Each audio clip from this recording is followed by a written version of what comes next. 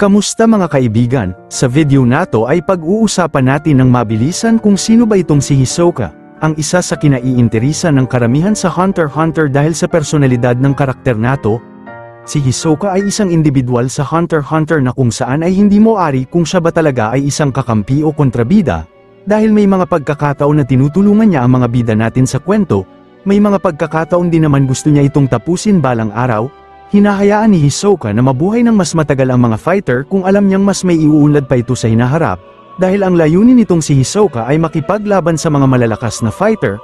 Kilala siya bilang isang malakas, mapanlinlang, at sadistikong mandirigma na laging naghahanap ng mga kalaban na may mataas na potensyal upang labanan. Siya ay may kakaibang personalidad at madalas na naglalaro sa pagitan ng pagiging isang kalaban at isang kakampi. Depende sa kanyang interes. Sa makatwid ang layunin lang ni Hisoka ay makipaglaban sa mga malalakas na fighter. Si Hisoka ay isang narcissistic, sadistic, at unpredictable na karakter. Hindi siya interesado sa yaman o kapangyarihan, kundi sa paghahanap ng malalakas na kalaban upang labanan at pasabaykin ang sarili niya. Mahilig siyang makipaglaban sa malalakas na kalaban at ini-enjoy ang laban kahit ito ay brutal. Hindi niya agad pinapatay ang mga kalaban na may potensyal. Sa halip, hinahayaan niyang lumakas muna sila bago niya sila labanan. Walang permanenteng kakampi itong si Hisoka. Kahit minsan ay tumutulong siya sa mga bida, ginagawa lang niya ito kung alam niyang may mapapakinabangan siya mula dito. Mapanlinlang at tuso si Hisoka.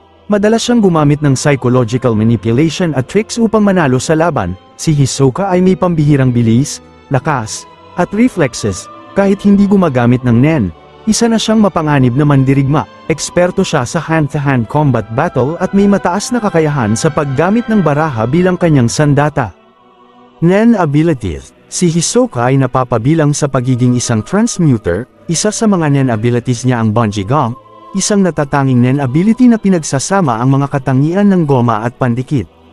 Ginagamit niya ito upang kontrolin ang kanyang mga galaw, hadlangan ng kalaban, o ipalit sa kanyang nawawalang bahagi ng katawan.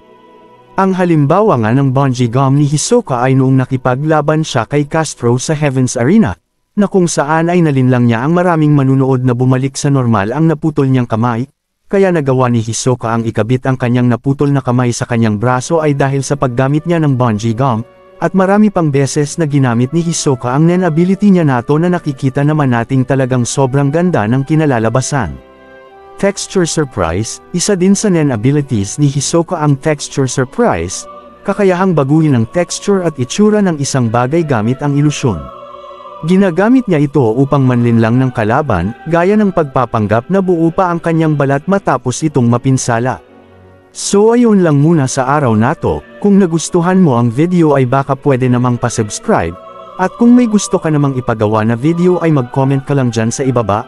Ayun lang, maraming salamat sa panunood.